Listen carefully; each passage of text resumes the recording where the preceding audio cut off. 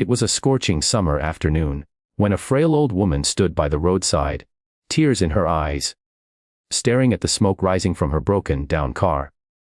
Cars rushed past her, no one slowing down, except one man. His clothes were covered in oil stains, his hands rough and cracked from years of labor.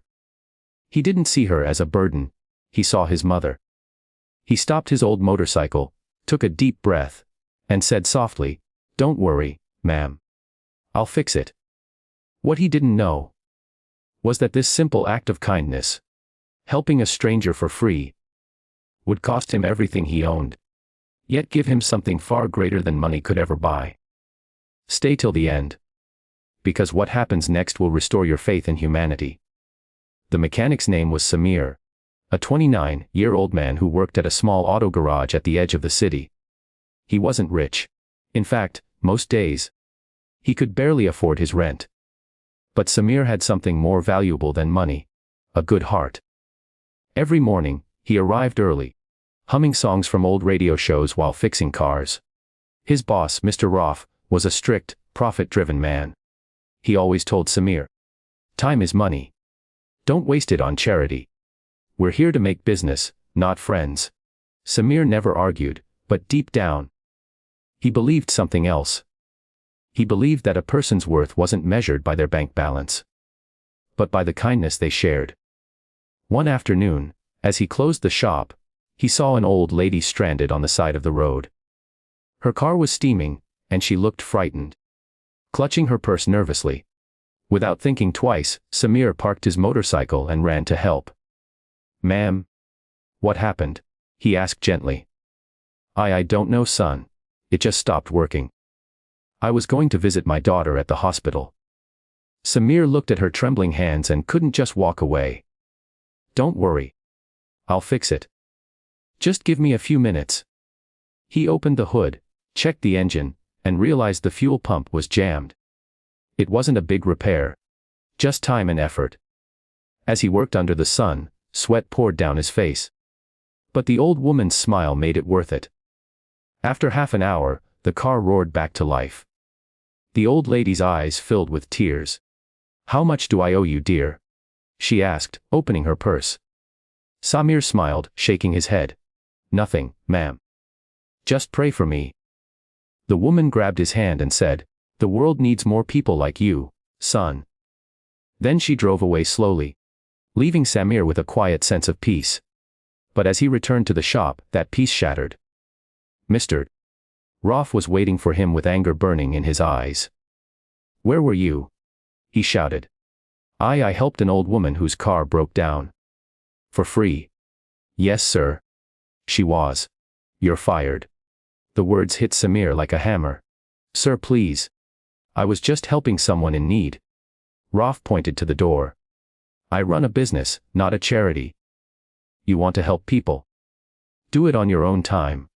Samir's voice trembled. "I will, sir. Because helping others is never a waste of time." He walked away, leaving behind his job, his tools, and everything he'd built for years. But not his integrity. Days turned into weeks. Samir struggled to find work.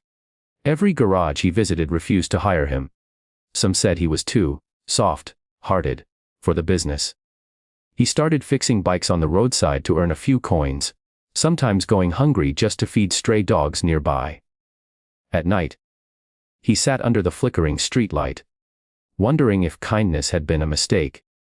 But then he'd remember the old woman's smile, and somehow, it gave him strength to keep going.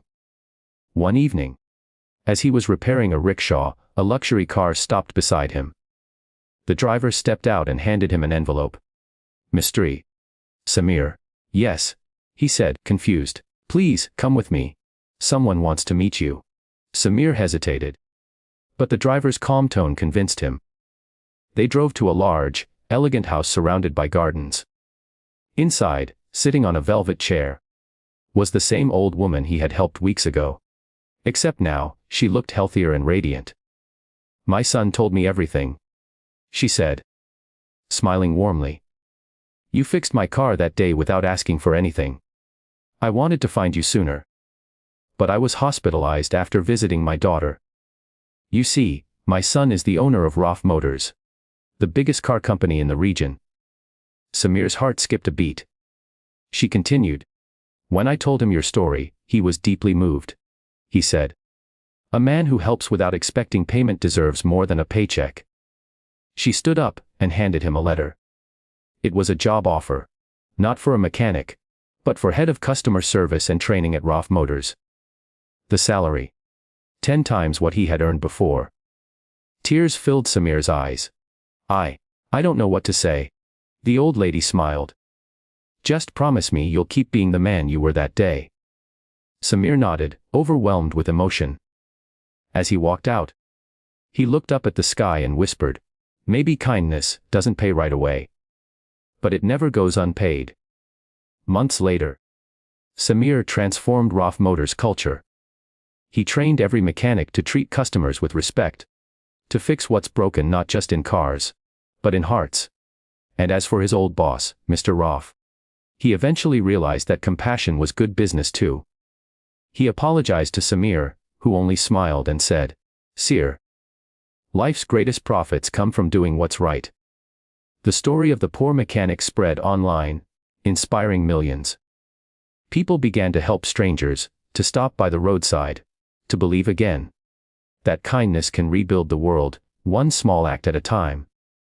When you do good for others, the universe always finds a way to return it. Sometimes when you least expect it.